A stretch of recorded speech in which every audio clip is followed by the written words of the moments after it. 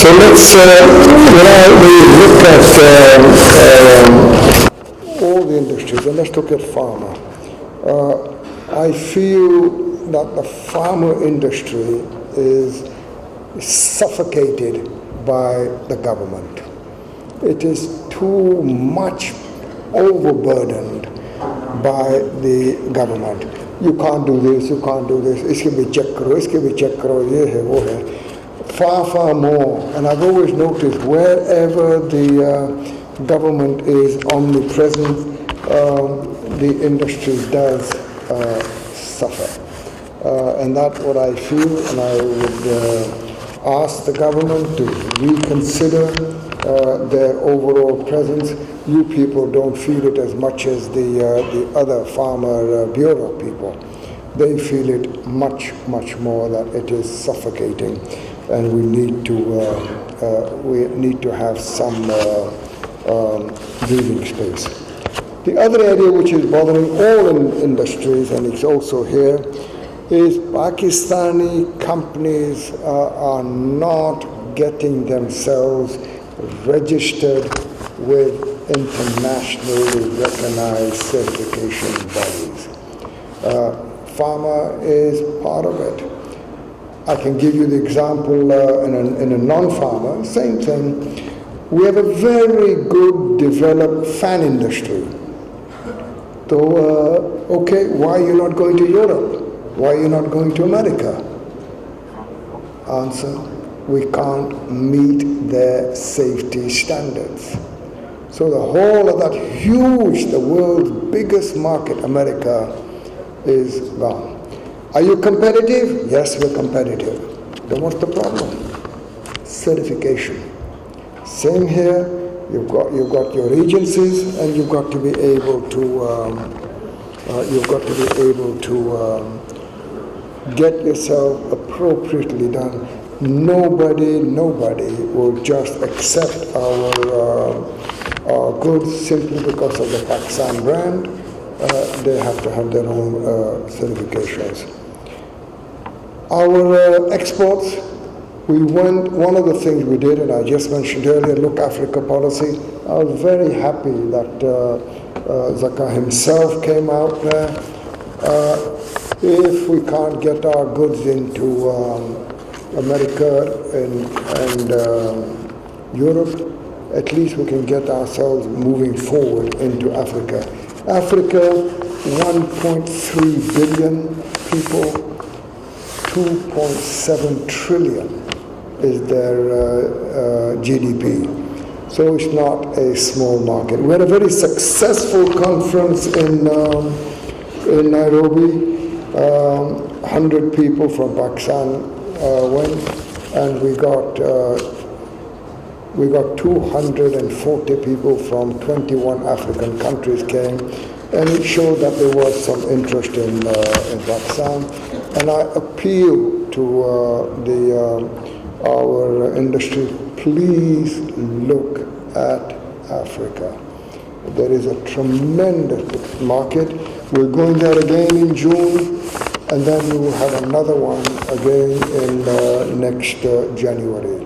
So we're not going to let up on Africa, and we will keep pursuing it, and I hope that you people will do it. I hear issues of toll manufacturing, I hear issues of upgradation of our plants.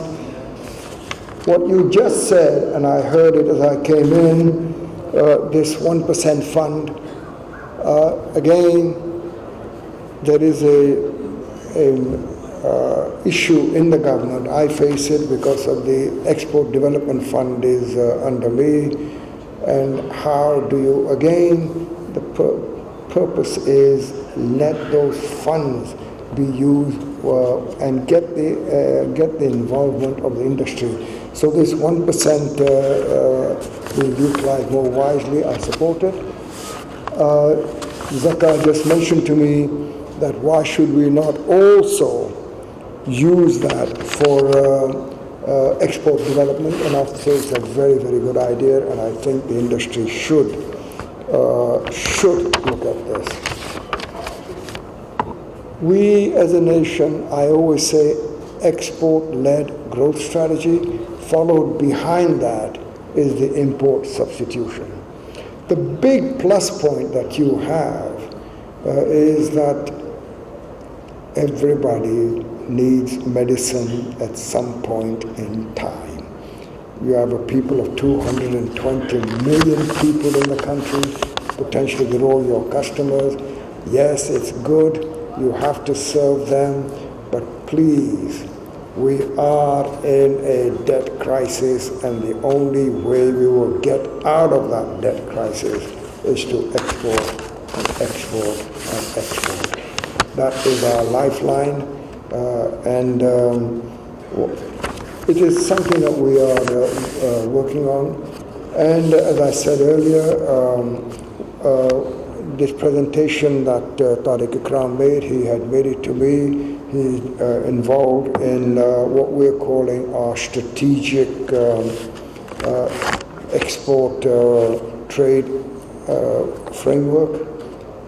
We are now systematically moving away from just purely textiles.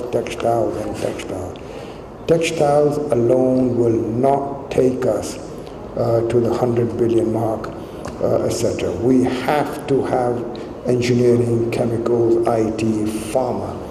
And please, pharma is a very, very important to us.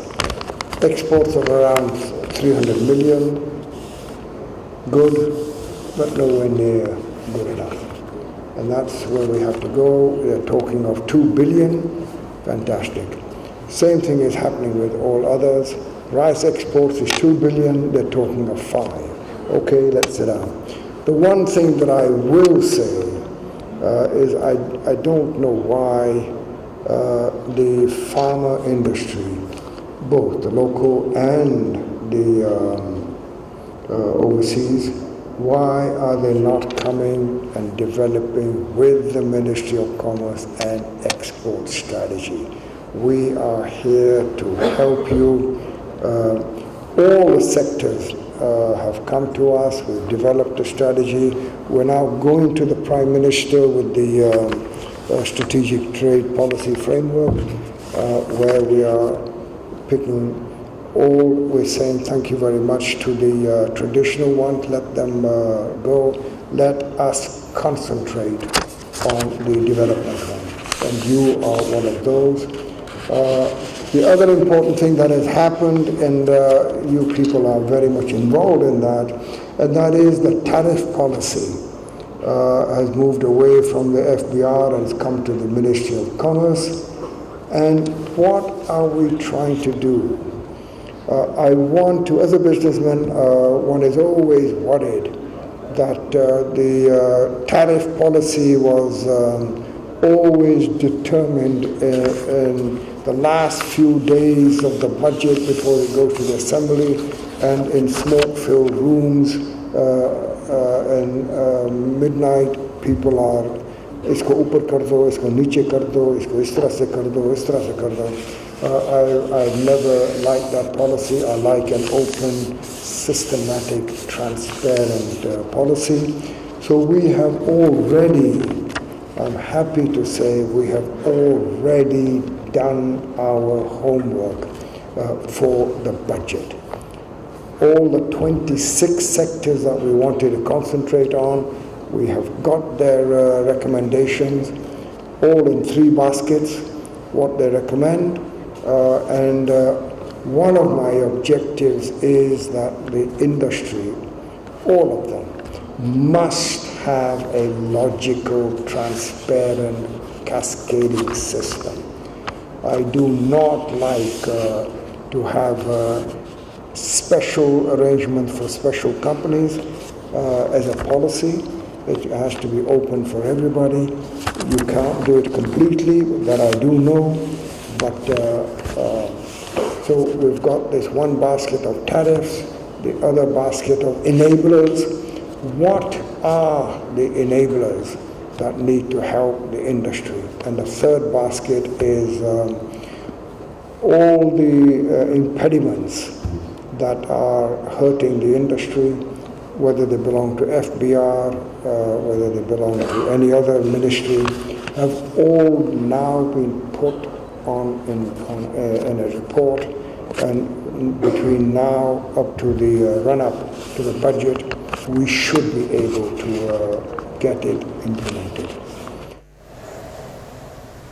مشیر تجارت عبد الرزاق داؤد اسلام آباد میں pharma سمٹ سے خطاب کر رہے تھے.